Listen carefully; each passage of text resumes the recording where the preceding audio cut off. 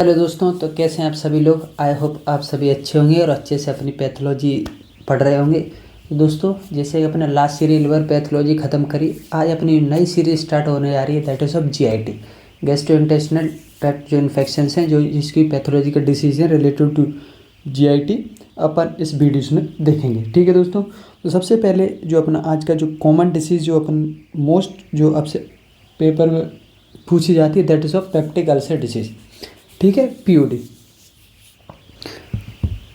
बाकी जो अपन next video आएगा जिसमें अपन और अच्छे से बाकी अदर डिसीज़ देखेंगे। तो आज की जो डिसीज़ है अपनी पेप्टिक अल्सर डिसीज़, वो अपन स्टार्ट करते हैं अपने दोस्तों। चलिए, तो मेरा नाम सुमित रावत है, I am the MBBS student of GMC Ratlam second year. ठीक है दोस्तों, तो चलिए बिना टाइम वेस्ट कर अपन स्टार्ट करते हैं, बाकी बातें अपन लास्ट में करेंगे।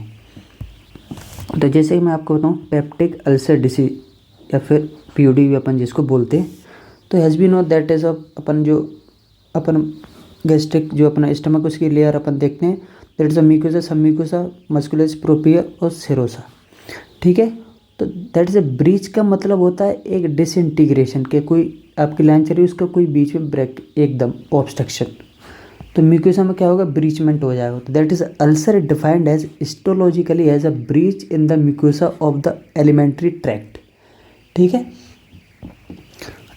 अब ulcer occur at places where the acid is present, obvious सी बात है, जैसे स्टमक और ड्यूडेनम में। इस वजह से इसके दो टाइप्स हैं, दैट इज गैस्ट्रिक अल्सर और ड्यूडेनम अल्सर। ठीक है, इतना आपको समझ में आ गया कि हाँ भाई अल्सर होता क्या है, किस लेयर पे हो रहा है, म्यूकोसा में ब्रीचमेंट, मतलब उसमें कोई डिसइंटीग्रेशन। ठीक है, जहाँ भी एसिड रहेगा अपना, जनरली स्टमक में एसिड रहता है तो ड्यूडेनम में भी रहता है, तो वहाँ पर अपना अल्सर होने के चांसेस है।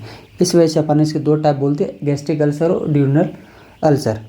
रिस्क फैक्टर देखें तो जनरली साइकोलॉजिकल स्ट्रेस, जिसको साइकोलॉजिकल स्ट्रेस जैसे कोई मोर टेंशन ले रहा है due to the acid secretion, या फिर फिजियोलॉजिकल स्ट्रेस जैसे शॉक, ट्रोमा, सेप्टिसेमिया, या फिर एक्सटेंसिव बर्निंग जैसे कर्लिंग अल्सर, और intracranial lesion that is causing ulcer.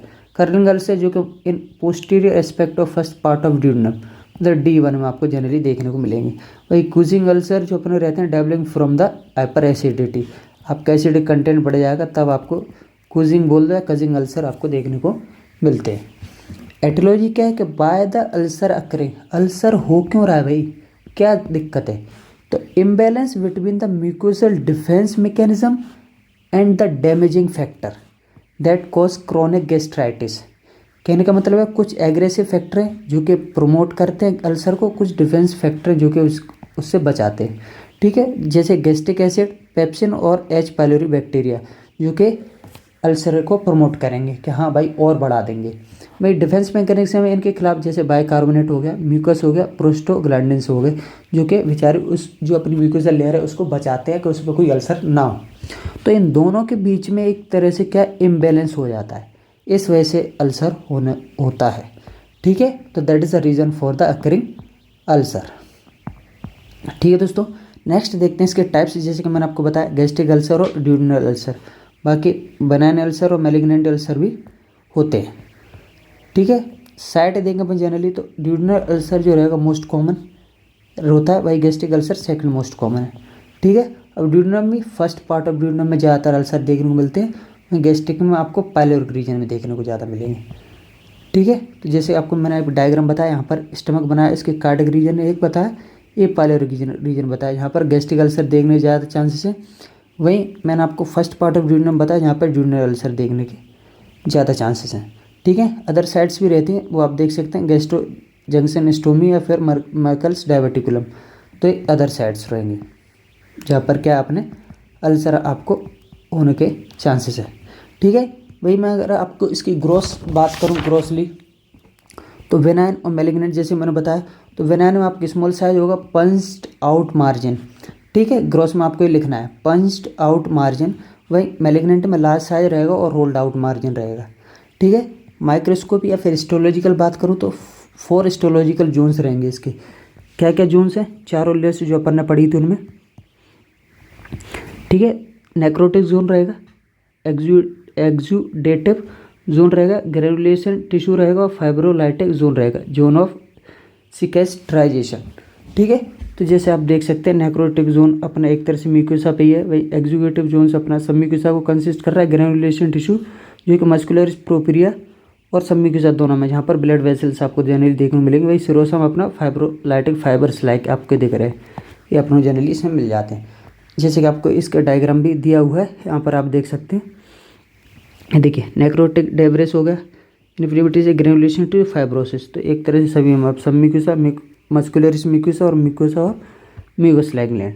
तो एक तरह से नॉर्मल ये चीज़ है। इंजरी किसी जो आपको मैंने बताई, injury exposure empire defences ulcer ऐसा उठा। फिर देखिए ये पूरा एक तरह से यहाँ पर क्या कर दिया, ये अल्सर फॉर्मेशन होने लगा। तो इस तरह से आपको अल्सर की जो कुछ स्टेजेस हैं जो कि होती हैं। ठीक है दोस्तों, कुछ एक्यूट पेप्टिक अल्सरेशन, जैसे मैंने आपको ऊपर ही बताया कि स्ट्रेस अल्सर के बारे में, कर्लिंग अल्सर और कुजिंग अल्सर। तो ये दोनों कभी कभी शॉर्ट आंसर में आपसे पूछ लेता कर्लिंग अल्सर क्या होते हैं। That is occurring in proximal duodenum मतलब D1 में and associated with severe burn और ट्रोमा। वही कुजिंग की बात, arising in the stomach duodenum और oesophagus of person with intracranial disease have high incidence of perforation. ठीक है, तो आप एक तरह से दोनों में लिख सकते हैं कि स्टमक वाले पार्ट में ड्यूडेनम और ईसोफेगस में हो रहा है विद परफोरेशन, इसमें देखने को ज़्यादा चांसेस है। तो यहाँ पर सीवियर बर्न और ट्रोमा के थ्रू कर्लिंग अल्सर देखने को मिलते हैं। ठीक है, ये तो दोस्तों और आपने दोनों मैंने आपको बेसिक बताया कि गैस्ट्रिक में क्या है, ड्यूडेनम में क्या, ड्यूडेनम किस पार्ट में हो रहा है, गैस्ट्रिक किस पार्ट में हो रहा है और किस में क्या है। तो आप देख सकते हैं, ग्रोसली भी बताया मैंने, आप हिस्टोलॉजिकली आपको मैंने बता दी। अब दोनों अपन एक एक करके डिफरेंस देख लेते हैं जो आपसे पूछा जाता है। सबसे पहले बात करते हैं इंसिडेंस, किस में होने के कितना चांस। तो 4 times more than gastric ulcer इसकी रिस्क फैक्टर है, फिर चांसेस है होने के। यहाँ पर लेस कॉमन है, यूजुअली 6 डिकेड मतलब 60 साल से ऊपर रहेंगे उनको जनरली देखने को मिलेगा। तो यहाँ पर जो अपना ड्यूडेनल वो 25 to 50 वहीं मेल में ज़्यादा रहते हैं ऐसा कंपेयर टू फीमेल, यहाँ भी मेल में ज़्यादा रहेंगे। ठीक है, एटियोलॉजी कॉज क्या है, तो मोस्ट कॉमन कॉज यहाँ पर H. पायलोरी इन्फेक्शन है, बैक्टीरियल इन्फेक्शन। ठीक है, वही यहाँ पर gastric colonisation with H. Pylori asymptomatic, मतलब H. पायलोरी इन्फेक्शन भी कॉमन है बट एसिम्टोमेटिक है। ठीक है, पैथोजेनेसिस क्या कह रही है, mucosal digestion from hyper acidity most significant factor, acid का कंटेंट बढ़ना पहला। दूसरा, प्रोटेक्टिव गैस्ट्रिक म्यूकोसा बैरियर में भी डैमेज, कुछ प्रोटेक्टिव बैरियर अभी अपन ऊपर देखे थे म्यूकस था, बाइकार्बोनेट था, उनका क्या है डैमेज होना। यहाँ पर देखें तो usually normal to low acid level रहता है, ज़्यादा या तो कम रहेगा या फिर नॉर्मल रहेगा। यहाँ पर damage to mucus barrier significant factor, जो म्यूकस जो कि बैरियर सिग्निफिकेंट फैक्टर है, एक तरह से उसको डैमेज होना, मतलब प्रोटेक्टिव रोल जितनी प्रोटेक्टिव फैक्टर सारे के सारे खत्म हो जाएंगे दोनों केस में, चाहे ड्यूडेनल अल्सर की बात हो गैस्ट्रिक की बात हो। मोर्फोलॉजी जैसे देखूँ तो जैसे मोस्ट कॉमन पार्ट अपन ने ड्यूडेनम का D1 में देखा था, यहाँ पर अपन ने पायलोरिक रीजन में ज़्यादा देखा था। कार्डिक में भी था लेकिन पायलोरिक रीजन कॉमन था as compare to cardiac. Gross में अपन ने देखा था round to oval punched out appearance था, वहीं यहाँ पर ग्रोस में similar to the duodenal ulcer, दोनों में round to punched out appearance. Histologically composed of 4 layer, necrotic, superficial, exudative, granulation tissue, तो सिकेस्ट्राइजेशन मतलब जनरली फाइब्रोसिस। ठीक है, ये अपन किस में मिल रहे हैं, अपने ड्यूडेनल अल्सर में। ठीक है, ये मत भूलें भाई, यहाँ पर अपने गैस्ट्रिक अल्सर में इंडिस्टिंग्विशेबल फ्रॉम ड्यूडेनल अल्सर ऐसा कुछ नहीं है, यहाँ पर अलग है। कॉम्प्लिकेशन बात करें तो यहाँ पर जनरली हेमरेज है, परफोरेशन है और मैलिग्नेंट ट्रांसफॉर्मेशन नेवर अकर, मतलब मैलिग्नेंसी किसमें ड्यूडेनल अल्सर में आपको कभी देखने को नहीं मिलेगी। तो यहाँ पर लेस देन 1% में आपको मैलिग्नेंसी देखने को मिल सकती है, किसमें, गैस्ट्रिक अल्सर में, गैस्ट्रिक अल्सर में। ठीक है दोस्तों,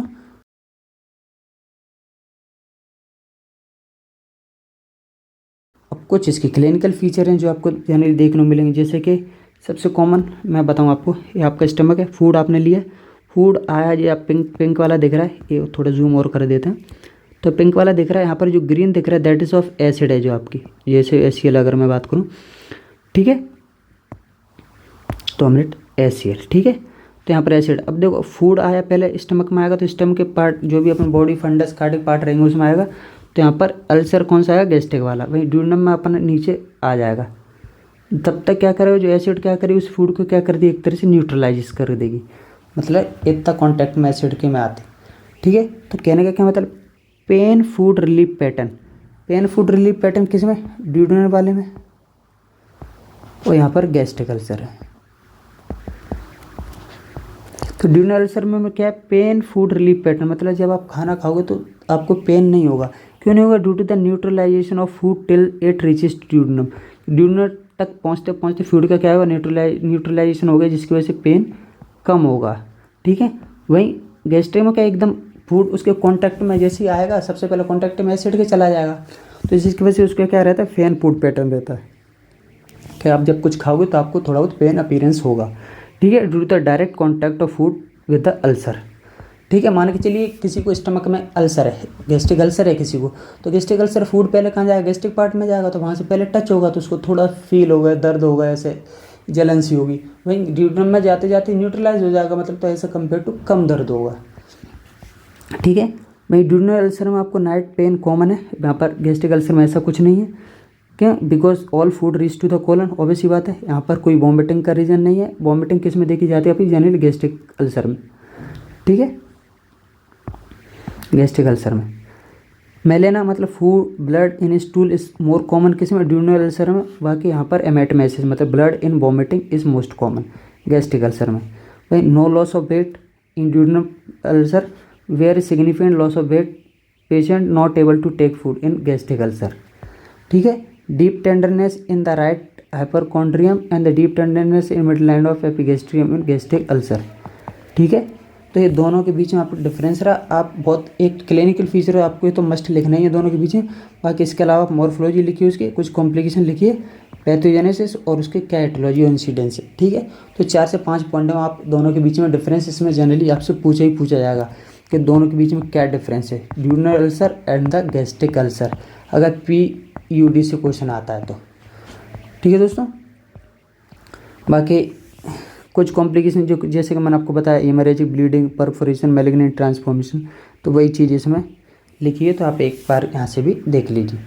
ठीक है दोस्तों, तो ये तो रहा अपना जो अपना स्टार्टिंग वीडियो था अपने GIT का, दैट इज़ क्या था अपना पेप्टिक अल्सर डिसीज, जिसमें अपने ड्यूरनल अल्सर और गैस्ट्रिक अल्सर दोनों चीज़ें देखी अच्छे से, दोनों के बीच में डिफरेंस देखा।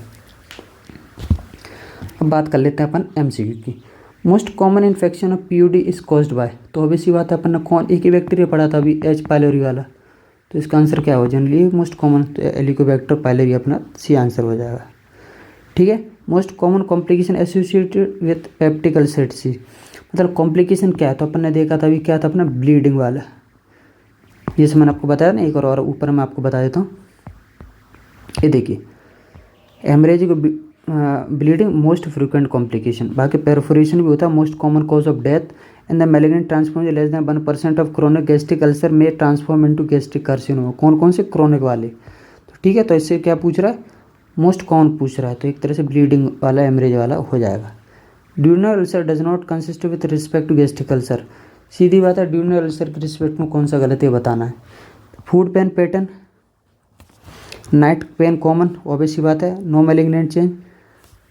ठीक है, एब्सेंस ऑफ वॉमिटिंग, ये भी ठीक है। तो फूड पेन पैटर्न, जब आप फूड ले रहे हो तो सबसे पहले पेन आपका कहाँ पर, गैस्ट्रिक अल्सर होगा ना, तो गैस्ट्रिक पार्ट में पहुँचेगा, तो इसी वजह से पेन कहाँ पर होगा, गैस्ट्रिक वाले रीजन में, ना कि ड्यूरनल में, तो पहला आंसर हो जाएगा इसका गलत दोस्तों। ठीक है, तो ये थोड़ा बेसिक MCQ थे अपने बोथ द PUD पे। ठीक है दोस्तों, तो मैंने आपको ये अच्छे से बता दिया, बाकी इसमें आप जनरली देख सकते हैं, आप ये वाला डायग्राम इसमें एक बार बना सकते हैं, जब आप इसकी माइक्रोस्कोपी बताएंगे तो इसमें चारों अपने जोन्स हैं वो एक बार दिखा सकते हैं। ठीक है दोस्तों, तो अपन नेक्स्ट वीडियो में अपन बहुत जल्दी मिलेंगे अपने GIT के में। ठीक है, तब तक आप पढ़ते रहिए PUD। Thank you so much दोस्तों।